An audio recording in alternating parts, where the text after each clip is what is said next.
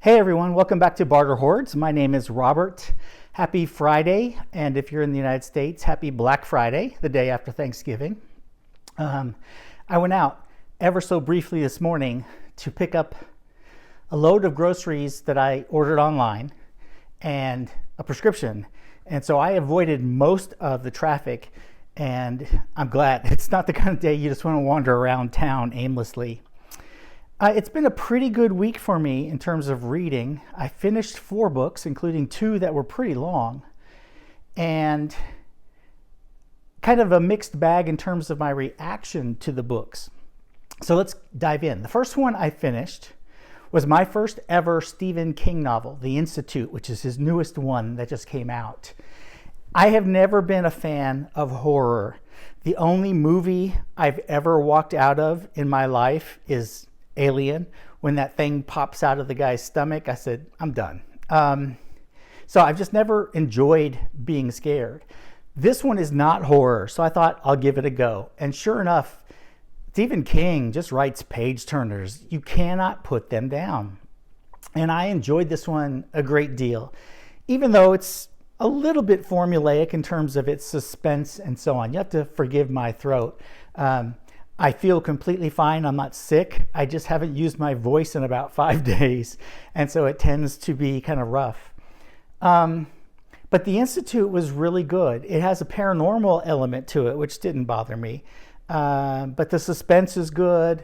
The characters were interesting. And you just want to keep reading. So I will read more by Stephen King. And if you're a Stephen King fan, and you've read this one especially, tell me how you think this one rates compared to some of his other novels. And also if you have a suggestion for one other than 11/23/63, that may not be the exact date in the title. I already know about that one, the reimagining of the Kennedy assassination. But if you have other Stephen King books you think I might enjoy that are not among his horror books, let me know. The second book I finished was a nonfiction book that completed my 4 prompts for Nonfiction November. When I started the month, I didn't have anything for the sport prompt, but I got this in the mail from Catapult Books, and it's called Rough Magic by Lara Pryor-Palmer. And you may have seen it on BookTube. It's starting to make some rounds. It is a memoir, about a young woman's experience entering the Mongol Derby in Mongolia completely on a whim. It's described as the longest, most dangerous, most difficult, and loneliest horse race in the world. What's different about the race is that you don't bring your own horses. You have to go through a series of checkpoints that are about 40 kilometers apart. There are 25 legs to the race. And at every checkpoint, you have to turn in your horse, and you can't leave until that horse has been deemed fit and healthy. If you abuse the horse and run it too hard, you get penalties and have to wait. And then you pick a new horse from among whatever stable of horses is there, and you don't know them, you've never seen them before. You ride the next leg. And they ride for about 14 hours a day. They have to stop by, I believe it's 8:30 p.m., and they can leave at 7 a.m. the next morning. Wherever they are on the course, whether they're at one of these checkpoints or out in the middle of the course, they have to stop. And they have GPS trackers, so they get penalties if they don't stop on time. And it's just a fascinating race. It's a fascinating story about the race. But more than that, it's an interesting look into this author's very quirky mind. She blends her story of the race with Mongolian history, a wide variety of strange comparisons in philosophy, and then her own just quirky behavior. She's a very odd person, apparently, and she admits that freely. So it reads pretty quickly. It's only, I think, 170 pages or so, and you can read through it very quickly. But it's very compelling, too, because there is some drama in the race.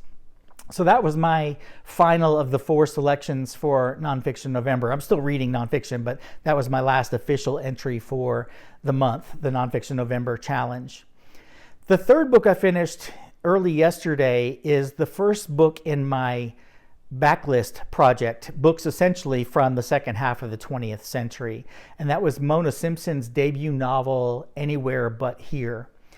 And this novel is, if you look at the praise on the cover of the paperback edition, it's praised by huge name authors as being brilliant and funny, and I don't find it any of those things. I really did not like this book. To me, first of all, it's very, very long. It's over 550 pages, a fairly small type, and not much happens. You hear about some things that happened in the past because most of this book is just backstory. The essential narrative is a woman and her daughter leave Wisconsin and move to California. And you hear about their struggles financially, how irresponsible and just flaky the mother is. She is basically an overgrown child. And then the rest of the book is backstory about their pasts, their family's past, and so on, which some parts of it were interesting. Interestingly enough, the last 50 to 75 pages were probably the best part of the book for me, but it wasn't worth waiting that long to get to it. So I wasn't a big fan. I found it tedious. This book is not the new Adventures of Huckleberry Finn, as one critic called it. It's just not. And I hate to say it, but I probably won't pick anything else up by Mona Simpson. I don't like what she's writing about in such detail that seems to me so banal. So I didn't get along well with that one, unfortunately. The next book in that random selection process, I have a list of 185 books that I've marked down, some of which I've read before, some of which I've never read. The next one is a reread for me that I'll get to sometime in December, and that is Ann Tyler's The Accidental Tourist from the mid-'80s, one of the books that really solidified her spot among American writers. And so I'll talk about that one next month when I get to it. The fourth book, the one that I finished last night, was also a relatively short one. It was 200 pages long. And it's a new release novel by Deborah Levy, or Levy, I'm not sure how she pronounces it. It's called The Man Who Saw Everything. And this is a Booker-nominated book. This is the third time she's been nominated for the Booker. It's been praised by everybody.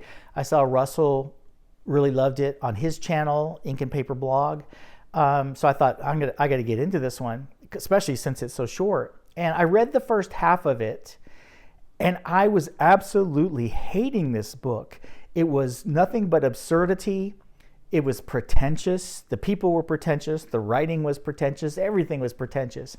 And I am not one of those readers who believe that absurd and pretentious somehow equals profound. And so I was frustrated enough, I was considering abandoning this book. And I don't abandon books easily. I've abandoned, I think, one all year. But then I saw somebody else's review of it, and they said they didn't want to talk about it too much because it would spoil too much of what happens. Maybe it was Eric Carl Anderson, I'm not sure. Somebody who was talking about this book. I thought, well, something must happen in the second half to make all of this nonsense make sense. And sure enough, the second half is a completely different feeling in the book for me, where it started to become clear why the first half was so absurd. And I'm not going to say any more than that because I would be spoiling too much. But I ended the book thinking that this is probably brilliant. I'm not sure yet. But I'm glad I didn't DNF. And this is one of the reasons why I am so reticent to abandon books, because sometimes there's a slow setup and a big payoff. And I think that was the case in this book. Now, fortunately for me and for this book, it was only 200 pages. And I knew I could get through the final 100 pages pretty quickly, even if nothing got any better. But it did. And I'm still thinking about this book. I woke up this morning thinking about this book because it's just so odd. So read it. And if you're discouraged in the first half, sally forth. I think it's worth reading the whole thing. And I'm not going to say any more about the story than that because it is quirky. So that was the fourth one that I finished. The 3 that I'm currently reading, or actually 1 I'm currently reading, 2 I'll be starting today. The first one is another nonfiction book, but it's not technically for the Nonfiction November Challenge, and that is The Volunteer by Jack Fairweather. This is a book about a Polish man. It's a World War II book. It's about Auschwitz, and this is a Polish man who is part of the resistance, part of the underground, and volunteers to get arrested to try to get sent to Auschwitz before they realized how horrible this place was, as a way of trying to undermine the camp and maybe lead somewhat of a revolution. And of course, as he gets there and realizes what's going on there and how awful it is, and almost dies of illness within a couple of weeks of being there, he realizes this is not going to be anything like what we thought this mission was, and now he's stuck in Auschwitz.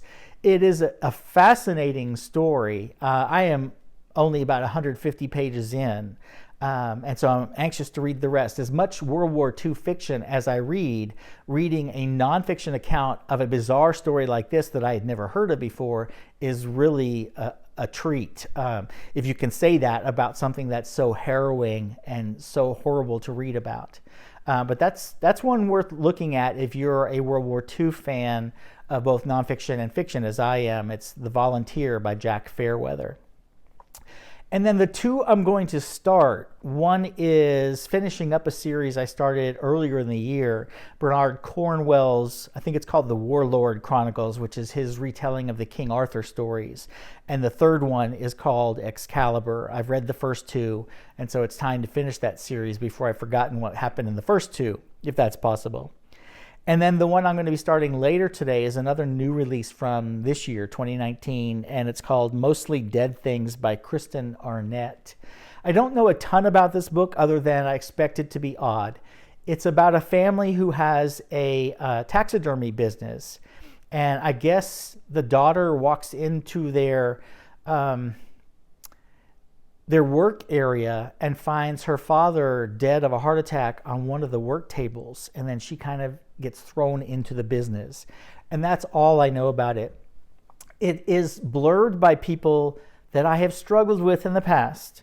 Karen Russell is one of the big blurbs on the cover, and I have not really gotten along with her book, Swamplandia. So I may not like this one, but I've heard such good things about it. I want to give it a try and see for myself. Okay, a quick update on my 3 projects. I already told you about the Backlist project, and that my next title will be Ann Tyler's The Accidental Tourist. In terms of the movie project, the one movie I watched this week is the 1969 film The Wild Bunch, which I had not seen before. It's a Western, and I will not watch it again. I found it dismal from start to end, and it's 2.5 hours long, 2 hours and 24 minutes. It's got every cliche you can imagine from a Western, where most of the dialogue is screamed at each other. It is racist. Its portrayal of Mexicans is just awful. Every town you go to, even in the middle of shootouts, there's a mariachi band playing. Everybody's drunk. As soon as these white guys ride into town, they're offered all the women. It's just horrible. It's racist. It's misogynist. It's bad dialogue. It's cliche-ridden. Not particularly good acting. How this makes AFI's list of top 100 films is beyond me. I thought it was dreadful. In fact, it was so dreadful, I put it below Swing Time, and Swing Time has a scene in blackface. That's how bad I thought The Wild Bunch was. So this will not be making my list of favorites. Right now it's in 3rd place because I've only watched 3 movies. It will drop down quickly, and so will Swing Time. The next movie I'm scheduled to watch, according to my random generator, is a holiday classic, Psycho. As you can tell, I'm not a big fan of this kind of movie. I've seen Psycho before, so I know what to expect. It came out in 1960, the year I was born, another reason to watch it. But that will be my next one in this movie project. I'm hoping that once we get beyond that, we get to some movies that I'm actually looking forward to watching. In my music project, I will list below the the handful of works that I listened to this week. And of course, they've been added to the Apple Music playlist that I've also linked below. If I have to feature a particular piece, it's one of the short pieces this week. It's the Overture by Felix Mendelssohn to A Midsummer Night's Dream. When we talk about German child prodigies, everybody thinks, or Austrian, everybody thinks of Mozart. But Mendelssohn was a child prodigy as well, and unlike Mozart, had actually written some of his most profound works while he was still very young. He also had a very talented sister, Fanny, who was a composer, and had she been a man, may have been more revered than Felix was, but we all know how that story plays out. This is a work that he wrote after falling enamored with a reading of Shakespeare's play, Midsummer Night's Dream, in a German translation. I believe at this point in his life, he was still living in Berlin with his family. And then some 17 years later, he wrote a full incidental suite of music for A Midsummer Night's Dream as well. This is just the overture that I listened to this week. And it's pretty famous, pretty popular. In fact, it might be one of his most popular works. And so I've included a recording that I enjoy from the Montreal Symphony Orchestra under Charles Dutoit. I think it's from 1987. It's out on Decca Records. There are several really good recordings of this. That just happens to be a performance that I'm familiar with and that I really like. So that is listed in the playlist now. You can go get a sample of that if you're interested in that piece, and I'm sure you'll recognize some of it. It was the incidental suite I'll listen to at some point too was written after he had already moved to Leipzig and had become kind of a big deal. So that's my week in books and movies and music. I hope you've had a good holiday weekend if you're here in the States, or a good weekend if you're elsewhere. And I will talk to you again middle of the week sometime. Bye, everybody.